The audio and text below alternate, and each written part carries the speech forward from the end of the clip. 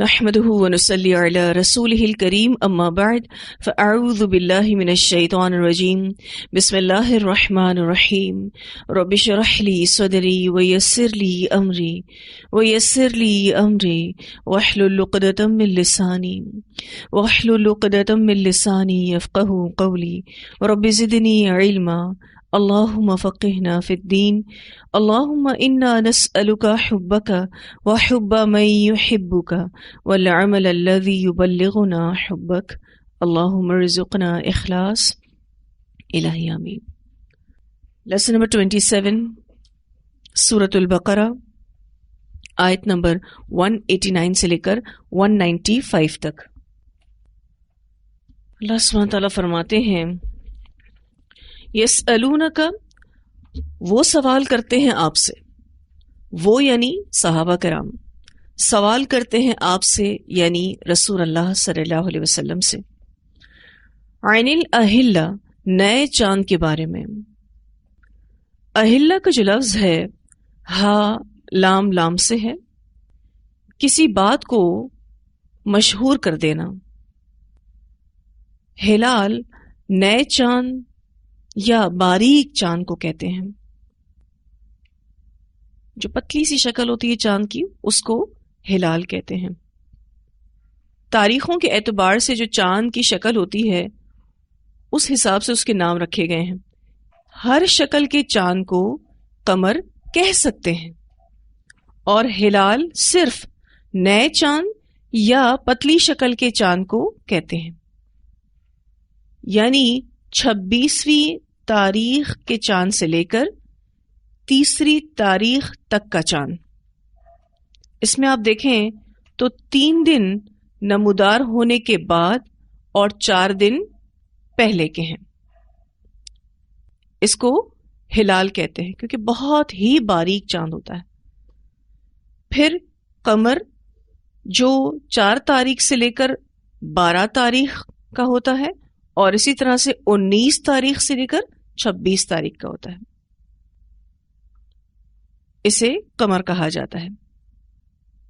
پھر 13ویں سے 18ویں تاریخ تک کا چاند بدر کہلاتا ہے۔ اب آپ دیکھیں چاند مختلف شکلیں لیتا ہے، اسی بیسس پر اس کے نام ہیں۔ اللہ سبحانہ تعالیٰ فرماتے ہیں یسألونک، وہ سوال کرتے ہیں آپ سے، عن الاہلہ، نئے چاند کے بارے میں۔ آپ صلی اللہ علیہ وسلم سے صحابہ کرام رضی اللہ عنہم چاند کے بارے میں پوچھتے تھے، چاند کیسے گھٹتا بڑھتا ہے؟ یہ سوال علم حیت سے ہے۔ اللہ نے ساری سائنس بتانے کے بجائے وہ جواب دیا کہ اس کا تعلق انسان کی ہدایت اور عملی زندگی سے ہے۔ سوال کرنے والا خواہ کوئی بھی سوال کرے، جواب وہی ہونا چاہیے جو اس کے فائدے کا ہو۔ اب چاند کے بارے میں ان کے ہاں کچھ توہمات پائے جاتے تھے۔ چھوٹے چاند والے دن برے اور بڑے چاند والے دن اچھے شگون لیے جاتے تھے۔ تو اللہ سبحانہ تعالیٰ نے ان توہمات کے جواب میں یہ بتایا کہ اس چاند کی اصل حقیقت یہ ہے کہ یہ لوگوں کے اوقات کو مقرر کرنے کے لیے ہے۔ ایکچولی چاند ابتدا میں باریک ہوتا ہے، پھر بڑھتے بڑھتے مکمل بدر ہو جاتا ہے، پھر اپنی سابقہ حالت پر لوٹ آتا ہے، اور سورج کی طرح ایک حال پر نہیں رہتا۔ تو صحابہ کرام کے ذہن میں یہ سوال آیا کہ یہ چاند گھٹتا بڑھتا کیسے ہے؟ تو جواب دیا گیا، قل کہہ دیجئے، ہی وہ مواقیت للناس، اوقات مقرر کرنا ہے لوگوں کے لیے، والحج، اور حج کے لیے۔ اللہ سبحانہ تعالیٰ نے فرمایا چاند کا گھٹنا اور بڑھنا اوقات معلوم کرنے کے لیے ہے، اسی سے ہر ماہ کی ابتدا اور انتہا معلوم ہوتی ہے۔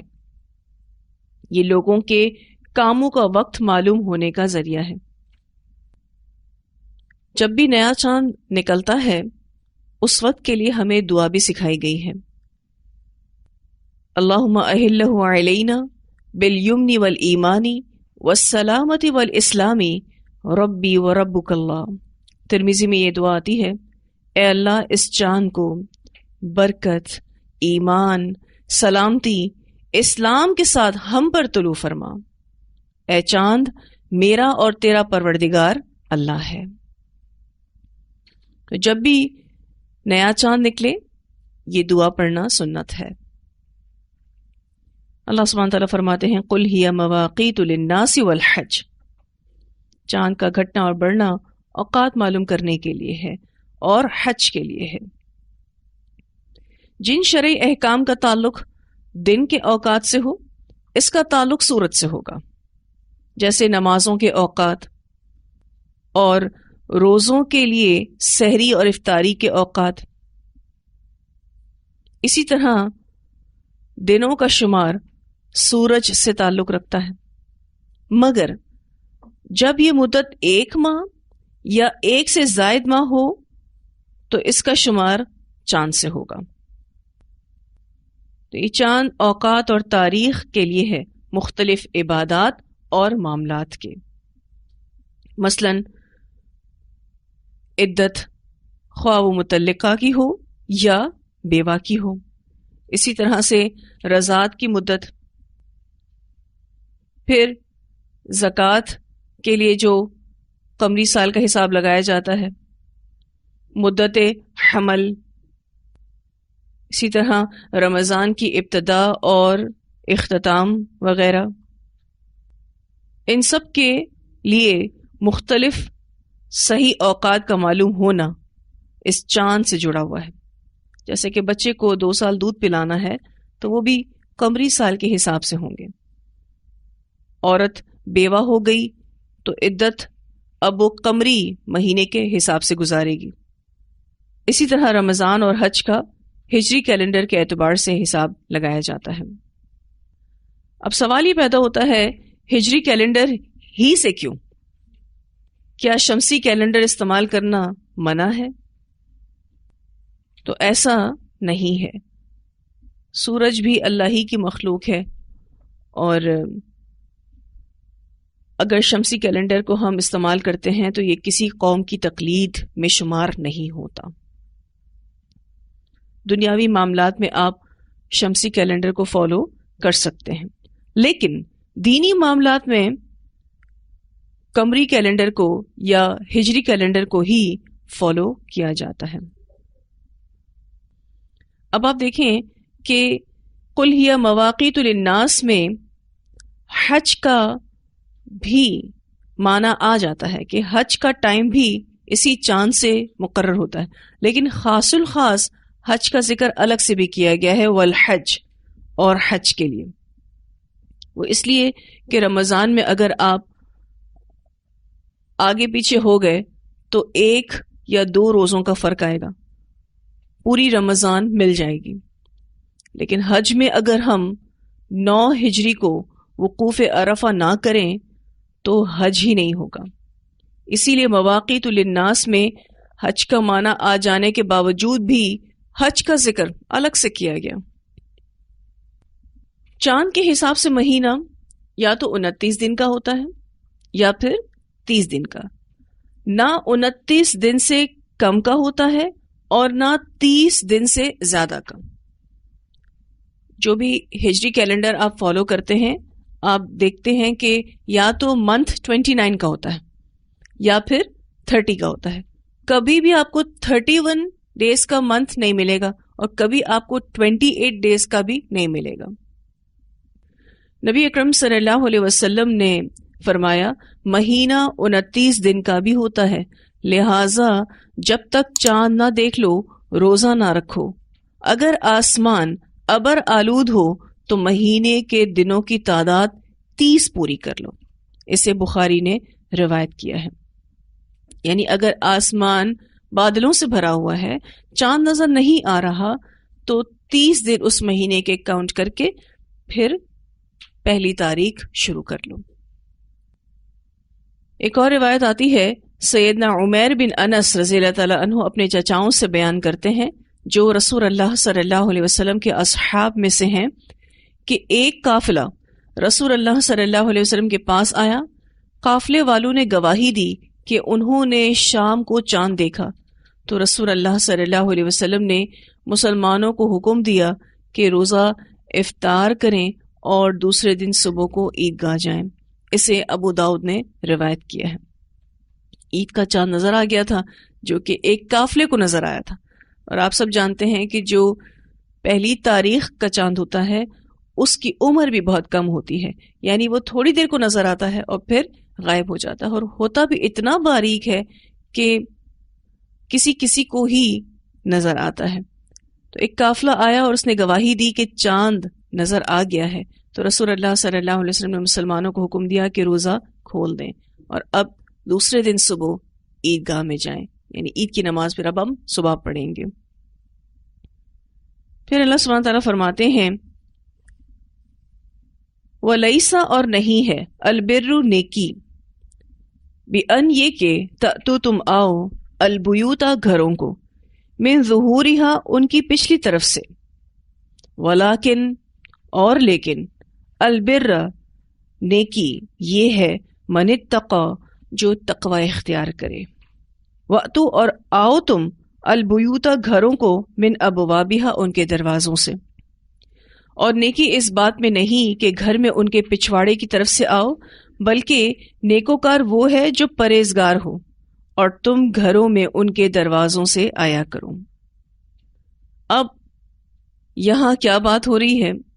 امام بخاری رحمہ اللہ نے حضرت برا بن عازب رضی اللہ عنہما سے روایت کیا ہے کہ لوگ جب زمانہ جاہلیت میں حالت احرام میں ہوتے تو وہ گھر میں پچھواڑے کی طرف سے آیا کرتے تھے.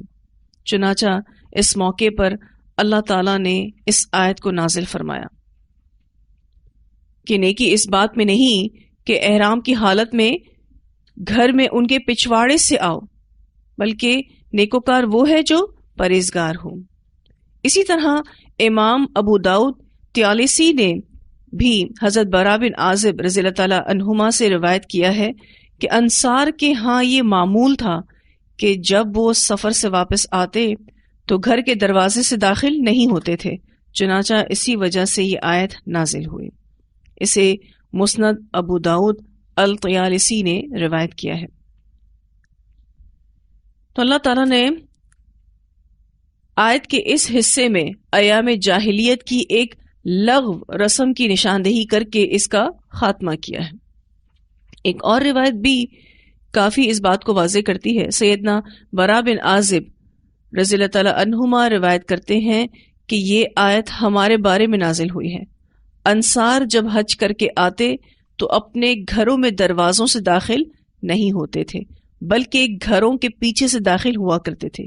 ایک انصاری نے اس دستور کی خلاف ورزی کی اور وہ دروازے سے گھر میں داخل ہو گیا تو اس پر اس کو آر دلائی گئی.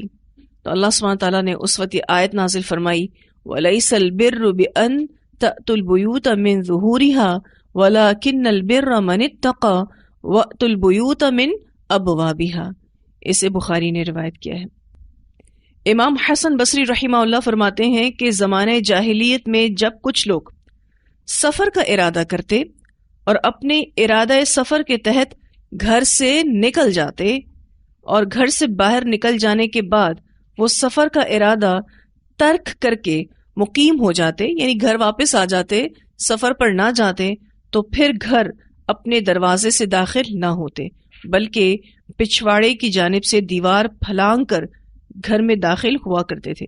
اس موقع پر اللہ تعالیٰ نے فرمایا نیکی یہ نہیں ہے کہ تم گھر میں ان کے پچھواڑے کی طرف سے آؤ، بلکہ نیکوکار وہ ہے جو پرہیزگار ہو اور تم گھروں میں ان کے دروازوں سے آیا کرو. تو جاہلانہ رسم کو توڑا جا رہا ہے. عرب میں جب کوئی حج کا احرام باندھ کر گھر سے نکل جاتا اور اگر اسے کوئی چیز یاد آ جاتی کہ وہ تو میں بھول گیا لینے جانا ہے، تو اگر اسے کسی چیز کے یاد آنے پر یا کسی اور وجہ سے گھر واپس آنا پڑتا تو وہ گھر کے دروازے سے نہیں آتے تھے بلکہ پچھواڑے سے آتے تھے. اور بعض دفعہ یہ بات ہوتی کہ حج کر کے واپس آتے تو پچھلے دروازے سے گھر میں آتے تھے.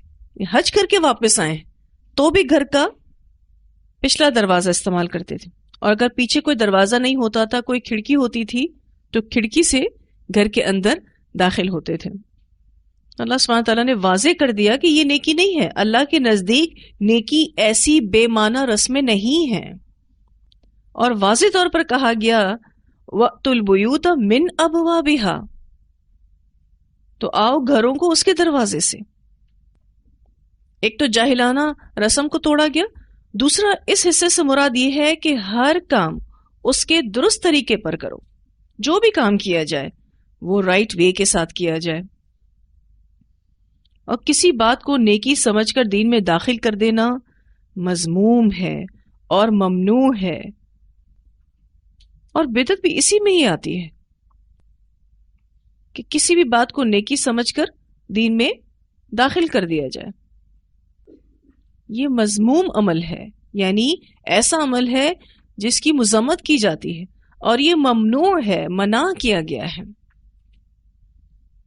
اب آپ دیکھیے یہ انصار کس چیز کو نیکی سمجھ رہے تھے؟ اللہ سبحانہ تعالیٰ نے کلیئر کیا کہ یہ نیکی ہے ہی نہیں۔ نیکی تو یہ ہے کہ جو پرہیزگار ہو، یعنی وہ اللہ کی محبت میں نیک کام کرے اور اللہ کے خوف سے اپنے آپ کو برائیوں سے بچائے، یہ نیکی ہے۔ پھر فرمایا واتقوا اللہ، اور ڈرو اللہ سے، لعلکم، تاکہ تم تفلحون، تم فلاح پا جاؤ۔ گویا کامیابی کا دار و مدار تقوی پر ہے۔ بہت سے لوگ ظاہری دینداری کو ادا کرنا دینداری سمجھ لیتے ہیں۔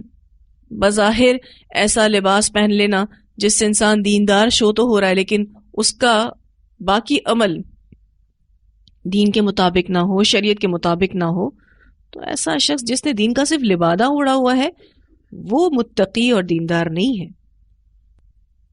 متقی اور دیندار ہونا ہی آپ کو کامیابی دے گا، کیونکہ کامیابی کا دار و مدار تقوی پر ہے۔ اللہ سبحانہ تعالیٰ فرماتے ہیں واتقوا اللہ لعلکم تفلحون،